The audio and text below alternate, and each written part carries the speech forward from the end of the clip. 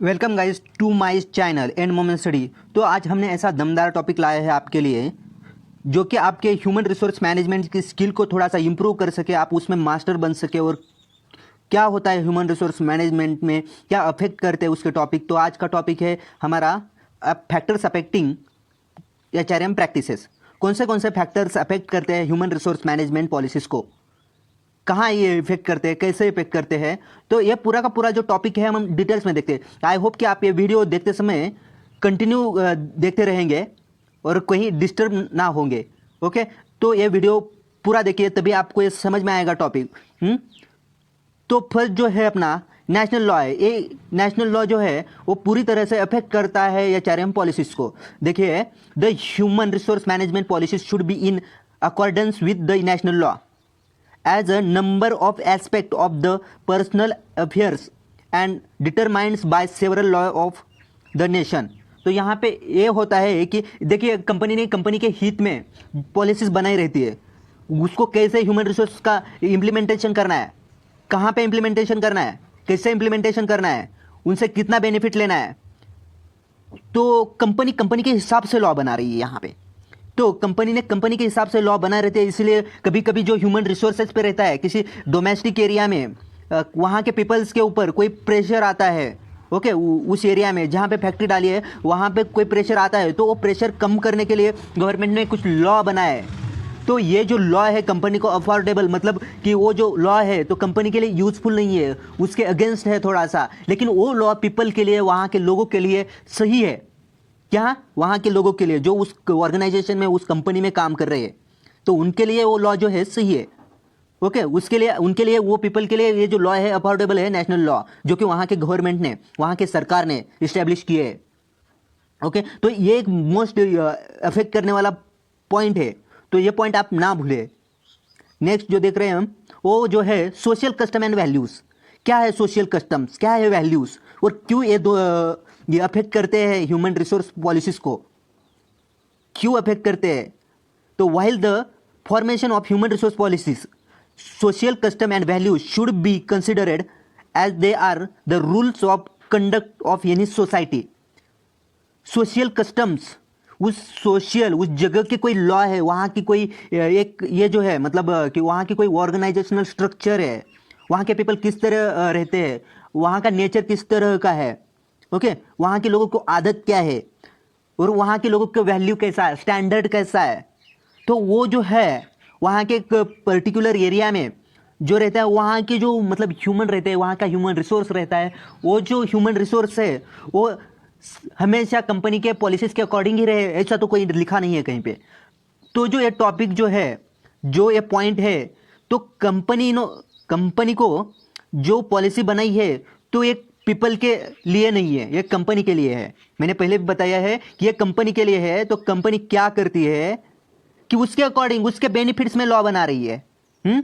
उसके बेनिफिट्स में लॉ बना रही है, तो वो बेनिफिट के लिए लॉ बनाती है, लेकिन वहाँ पे ह्यूमन रिसोर्स के, वहाँ के पीपल का, जो उस ऑर्गेनाइजेशन में काम कर रहे हैं, उनका ख्याल कौन रखेगा। तो जो है, तो कंपनी जो ह्यूमन रिसोर्स का जो ये है, वैल्यूज है, वहाँ के लोगों की वैल्यू है, तो वैल्यू जो है, उस वैल्यू को वो आदमी छोड़ेगा कैसे। वहाँ पे जो काम कर रहा है उसकी कोई वैल्यू है, वहाँ का कोई स्टैंडर्ड है, उसका वहाँ रहता है, उसका स्टैंडर्ड है कुछ, तो उसके अकॉर्डिंग वो एक्ट करेगा, वहाँ पे काम करेगा। तो उस ऑर्गेनाइजेशन में अगर देखिए कोई एक मतलब अलग पीपल है और उस ऑर्गेनाइजेशन को ज्वाइन किया, और सही बात नहीं है कि वहाँ की पॉलिसीज के अकॉर्डिंग वो काम करे, ऐसा भी नहीं है। तो क्या होता है कि ये जो है ह्यूमन रिसोर्स पॉलिसीज को अफेक्ट करता है, इस तरह से अफेक्ट करता है। आई होप कि ये भी टॉपिक आपको समझ में आया होगा। नेक्स्ट जो देख रहे हैं हम, management philosophy and values. Management philosophy and values, अभी इसके बारे में हम डीप में देख रहे हैं। The human resource policy should be according to the values and philosophy of the management of the organisation, because in the absence of the explicit comprehensive the values and philosophy, management does not work for any time duration on the affairs related to employee of the organization। अभी यहाँ की philosophy क्या है, किस तरह से उनका दिमाग है एक ऑर्गेनाइजेशन का, किस तरह वहाँ के ऑर्गेनाइजेशन के अंदर के हायर मैनेजमेंट पीपल्स क्या करते हैं, उनकी फिलोसॉफी क्या है, उनके जो माइंड के अंदर चल रहा है क्या है, उनके ऑब्जर्वेशन क्या है, मतलब वो किस तरह से सोचते हैं कि कि वहाँ पे क्या है, उनके दिमाग में क्या है, वहाँ ऑर्गेनाइजेशन में क्या चल रहा है, ओके, वहाँ के अफेयर्स क्या है, समझ में आ रहा है, वहाँ के अफेयर्स क्या है, absence and of explicit comprehensive the values क्या है वहाँ के, ऑल्सो वैल्यूज क्या है, उसके अकॉर्डिंग उनकी फिलोसॉफी बनती है, मैनेजमेंट की फिलोसॉफी रहती है और उनके वैल्यूज रहती है। तो हर एक अगर उस मैनेजमेंट की कुछ वैल्यू है तो क्या होगा, तो जो जो एम्प्लॉय है वहाँ के, जो वहाँ के उस पर्टिकुलर एरिया के जो एम्प्लॉय है, पर्टिकुलर कंपनी के जो एम्प्लॉय है, उनके दिमाग में यार कोई तो बॉसी टाइप है, कोई ह्यूमन, कोई उनका मतलब ह्यूमन मीन्स वहाँ का टॉप लेवल का कोई मैनेजर हो या मैनेजमेंट कोई एक पीपल हो जो कि मैनेज कर रहा है, तो उनकी फिलोसॉफी कुछ अलग है, लेकिन वो फिलोसॉफी ह्यूमन को, जो वहाँ के वर्कर को है, वो भा नहीं रही।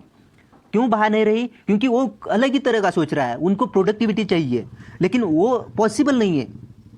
तो कंपनी ने अपना टारगेट रखा है, कंपनी ने उस टारगेट के अकॉर्डिंग पॉलिसी रखी है, ओके, पॉलिसी रखी है, लेकिन कंपनी को उसको आगे बढ़ाना है, कंपनी को उस पॉलिसी को आगे बढ़ाना है। तो जाहिर सी बात है कंपनी उस पॉलिसी को आगे बढ़ाने के लिए थोड़ा सा टारगेट एक्सटेंड करे। तो टारगेट एक्सटेंड करने के बाद जो उनकी पॉलिसी है उसके अकॉर्डिंग यहाँ पे काम नहीं हो रहा, अगर काम नहीं हो रहा तो जाहिर सी बात है कि उस फैक्टर अफेक्ट कर रहा है ह्यूमन रिसोर्स पॉलिसीज को। समझ में आ रहा है? हाँ, तो अब नेक्स्ट देख रहे हैं डेवलपमेंट फेजेस। अभी क्या है development phases? The adoption of human resource policies is affected by a number of factors like innovation.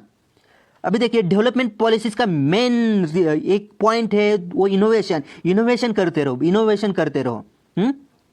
Okay, next है innovation change in financial structure. देखिए अभी कंपनी को कोई ना कोई, यार कंपनी कहीं और पे काम कर रही है लेकिन उसे कहीं से फंड रेज करना है, लेकिन अगर कोई मतलब अभी देखिए कोरोना वायरस का ये आ गया है सीजन, ऐसा बोले तो सीजन आ गया है, क्योंकि ये जा नहीं रहा तो इसे हम सीजन ही कहेंगे।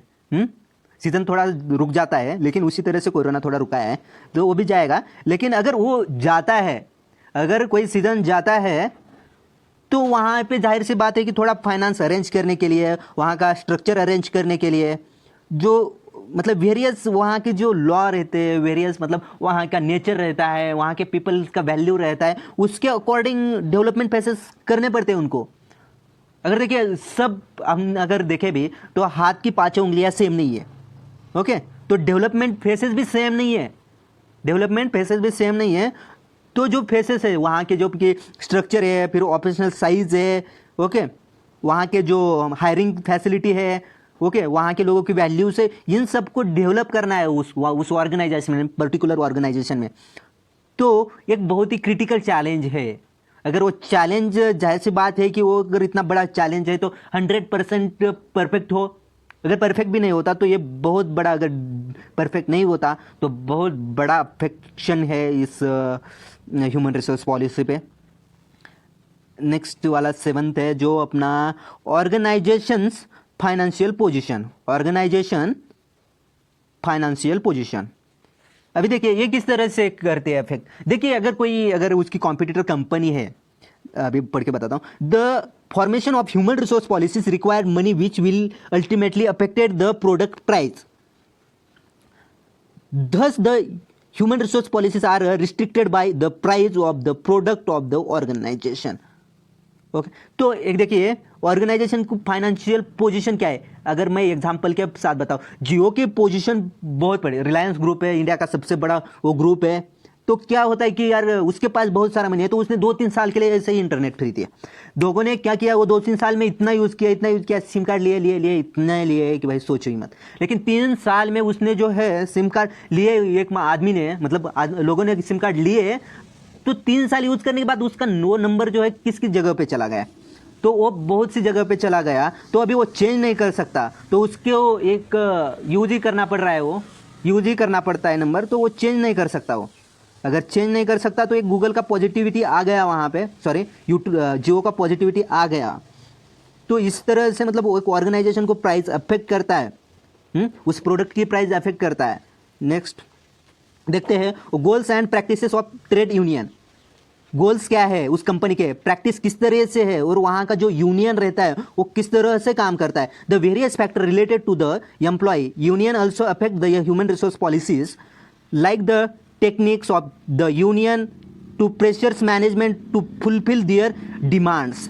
देखिए अभी एक ऑर्गेनाइजेशन है, तो ऑर्गेनाइजेशन के अंदर मतलब अगर पर्टिकुलर प्रोडक्ट लेते हैं तो पर्टिकुलर प्रोडक्ट बनाने के लिए बहुत सारी ऑर्गेनाइजेशन रहती है। अगर सर्विस भी देखो तो वो सर्विस सेंटर्स बहुत सारे रहते हैं। तो कंपनी का गोल कुछ अलग रहता है, लेकिन प्रैक्टिसेस किस तरह से, उनका ट्रेड यूनियन मतलब वो उनका ट्रेड किस तरह से चल रहा है, मतलब मार्केट में उनकी ट्रेड वैल्यू क्या है, वहाँ मार्केट साइज कितना है उनका, तो ये पूरा का पूरा गेन करना पड़ता है उनको। वो जो गेन करना है उनके गोल रहते हैं, वहाँ तक जाना है, तो उसके अकॉर्डिंग उनको प्रैक्टिस करनी पड़ती है। अगर वो प्रैक्टिस नहीं करते, ट्रेड यूनियन उनका सही नहीं चल रहा, तो जाहिर सी बात है कि ये अफेक्ट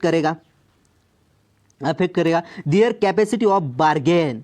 देखिए अभी जो मैंने बताया कॉम्पिटिटर है, लेकिन अगर दो प्रोडक्ट सेम ही काम करते हैं लेकिन अलग अलग कंपनी के हैं, तो लेकिन क्या होता है, प्राइस बार्गेनिंग होती है। सेम क्वालिटी, सेम फीचर, सब कुछ सेम है उनका, ओके, रिजल्ट भी सेम है, तो क्या होगा कि बार्गेनिंग रहेगी। यार 1 रुपए से कौन सा कम है, वहां पे मार्केट का ट्रेंड चला जाएगा, उस प्रोडक्ट पे मार्केट वैल्यू ज़्यादा रहेगी, उस प्रोडक्ट की मार्केट वैल्यू ज़्यादा रहेगी। Okay, the manner of the degree of employ organisation. अभी ये कैसा रहता है, मैनर किस तरह से रहता है, और डिग्री मतलब वो एम्प्लॉय उस चीज़ को किस तरह से बना रहा है, वो किस तरह से प्रेजेंट कर रहा है मार्केट के अंदर, किस तरह से प्रेजेंट कर रहा है मार्केट के अंदर, तो मार्केट के अंदर किस तरह प्रेजेंट कर रहा है, तो ये भी डिपेंड रहता है कि वो किस तरह से प्रेजेंट कर रहा है। तो ये ट्रेड यूनियन का पार्ट आ गया। अगर वो किस तरह से मार्केट में उसको इन्फ्लुएंस कर रहा है, किस तरह से उसकी एडवर्टाइजिंग कर रहा है। अगर सपोज मार्केट ट्रेंड कुछ अलग है, तो जाहिर सी बात है कि यार वहाँ की पॉलिसीज़ को, ह्यूमन रिसोर्स पॉलिसी को अफेक्ट करेगा ये पॉइंट। नेक्स्ट है kind of work force. Okay, आ गया फिर वर्क फोर्स पे, ह्यूमन रिसोर्स पे। The assessment features of the labour force and what all things they accept is the responsibility. अभी देखिए काइंड ऑफ वर्क फोर्स में देखें तो वहाँ के पीपल जो है किस तरह से उनकी एडाप्टेबिलिटी है एक काम करने की, किस तरह से वो उस चीज़ को लेते हैं, किस तरह से वो काम करने के लिए लेते हैं, क्या उनकी पॉजिटिविटी है, रिस्पॉन्सिबिलिटी है उस प्रोडक्ट के बारे में, क्या है of a good HR staff. अभी वो जो है ह्यूमन रिसोर्स मैनेजमेंट के जो एम्प्लॉय रहते हैं, ह्यूमन रिसोर्स स्टाफ जो रहता है, तो उनको अरेंज करना पड़ता है काइंड ऑफ वर्क फोर्स। कहीं सा वर्क फोर्स जो है मैनेज करना पड़ता है, और ऐसी जगह करना पड़ता है कि उनके गोल और सस्टेनेबिलिटी रहे, वैल्यू रहे। It is almost of number of value to exclude an unsuitable policy. उसके अकॉर्डिंग ही पॉलिसी बनानी पड़ेगी, पॉलिसी उनके अकॉर्डिंग ही बनानी पड़ेगी।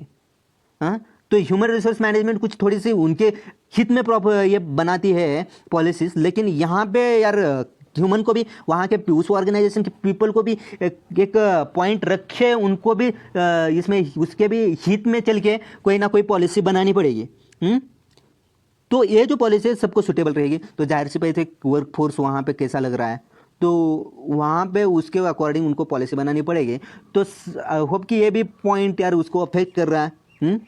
तो आपको ये समझ में आ गया होगा टॉपिक, समझ में आ गया होगा तो इसको लाइक करें, शेयर करें, सब्सक्राइब करें, क्योंकि आपका एक लाइक, एक शेयर, एक सब्सक्राइब मुझे मोटिवेट करता है। और इसके रिलेटेड जो अदर वीडियोस है ह्यूमन रिसोर्स मैनेजमेंट के बारे में, या एमबीए के, या बिजनेस का कोई भी आपका टॉपिक है, तो आप कमेंट कीजिए। लेकिन मैंने पहले भी बना चुका हूँ उस टॉपिक पे वीडियो, आपको मैं उस वीडियो की प्लेलिस्ट आई बटन में दे दूंगा। आप वहाँ पे जाके सेलेक्ट करें कौन सा वीडियो चाहते हो आप, और वहाँ देखिए, और आपको वो भी टॉपिक अच्छे से समझ में आएगा। अगर कहीं पे कुछ प्रॉब्लम रहती है तो यार कमेंट कीजिए, मैं उसी लिए बैठा हूँ, आपके प्रॉब्लम का सोल्यूशन करूँगा मैं। तो आई होप कि यार ये वीडियो भी आपको समझ में आया होगा। तो मिलते हैं नेक्स्ट वीडियो में, तब तक के लिए बाय बाय, राम राम।